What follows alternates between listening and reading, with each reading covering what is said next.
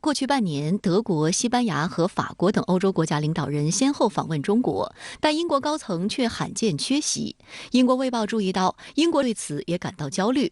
例如，4月18号，克莱弗利在参加日本七国集团外长峰会后，就对媒体放话称，鉴于目前中国在国际事务中的影响力，英国应当定期与中国进行密切接触。观察指出，这显然是受到了该国首相苏纳克的指示，而故意在中国的家门口对中国隔空喊话。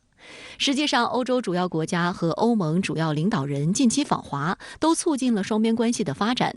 中国与欧洲之间的理解和合作都在加深。值得注意的是，25号，德国交通与数字化部一名发言人表示，德国的5G 网络等数字化基础设施的扩建，不会事先就排除特定制造商。外界认为，这是德国政府自今年3月初做出审查中国5G 零部件的决定后的政策回调。实际上，近期访华的法国总统马克龙与中国签署的联合声明中，也涉及了电信合作。这一领域的合作长期受到美国的高压，因而被视为中欧关系的晴雨表。德国的政策呢，可能是出现了有一个就是务实的转向，但是这个转向，第一，力度有多大？第二，能够维持多久？我们真的只能是听其言，观其行。我们当然是乐见其成，希望德国的企业界和政府能够拿出切实的务实的态度，尤其是行为来和中国相向而行。总而言之，不希望把这些商业问题技术问题把它政治化、武器化，这样的结果只能是既伤害德国又伤害中国，同时有利于第三方。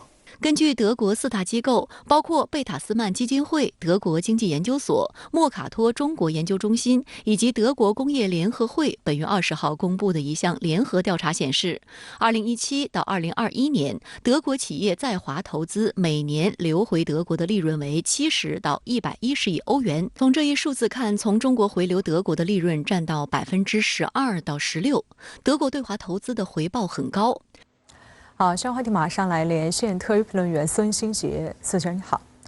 英国外交大臣周三在最新演讲中表示，要发展务实的对华关系，强调不能孤立中国打新冷战。那您对此怎么看？首先，克莱弗利的演讲应该在很大程度上体现了英国对外政策的方向，其中他大篇幅地谈到了中国，尤其是强调孤立中国或者说新冷战是错误的。英国的表态意味着未来可能不会对美国亦步亦趋，与美国现在对华围堵的政策拉开一定的距离。英国脱欧之后，对外政策呢与美国保持一致，尤其是在亚太地区的介入也是越来越深、越来越多。尤其是英美澳3边安全同盟，中澳关系解冻，并且逐步解决了一些障碍和问题，中欧关系也在回暖。在这样的大背景之下，英国的态度也出现了一定的变化。其次，英国脱欧之后，在外交、贸易等问题上不得不进行重建。无论英国在情感上是何种的态度，但是中国作为世界主要经济体是客观事实。采取对立的政策，不仅不利于英国脱欧之后的外交调整，也误判了世界格局和趋势。全球产业链、供应链已经高度联系在一起，尤其是半导体产业，东亚地区扮演了非常重要的角色。英国与其去炒作台海问题，不如去寻求维持东亚以及全球半导体产业稳定的办法。最后，脱欧之后的英国是与欧盟以及欧洲大陆保持距离，还是说重新加入到欧盟的网络之中？英国如何界定自己的身份，也关系到中国怎么去看待英国。是将英国视为欧洲的一员，作为对欧外交的一环，还是说英国是美国主导的体系的一员？英国在寻找身份的过程，也是中英关系不断调试的一个过程。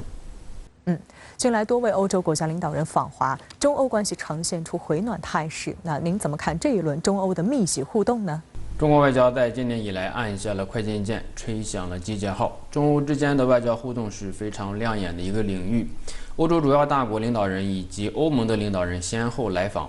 中国驻欧盟大使在最近的访谈中也提到，中欧之间的合作也是无上限的。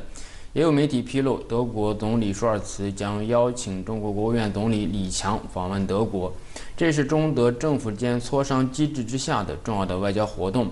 整体来说，中欧关系在疫情和俄乌冲突之后出现了积极和回暖的态势，这也是新征程中国外交的新气象。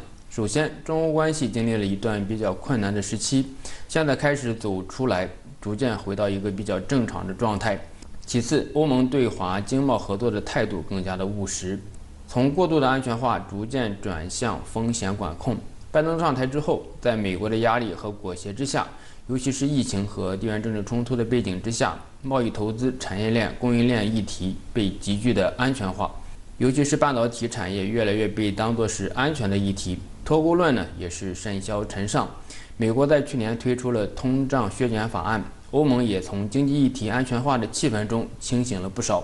美国进行的经济安全动员，本质上还是为了美国自身的利益，而不是对欧盟的安全。最后，中欧之间的合作不仅需要经贸这一压舱石，还需要建立更多的舱。这样的话，经贸合作就能够按照市场的逻辑进一步推进，而不至于受到其他议题的影响。中欧之间已经建立了多层次的沟通磋商的机制，未来可以进一步充实内容，增强这些机制的自主性和内在的动力。好，谢谢孙兴杰先生在线和我们分享您的观点，谢谢。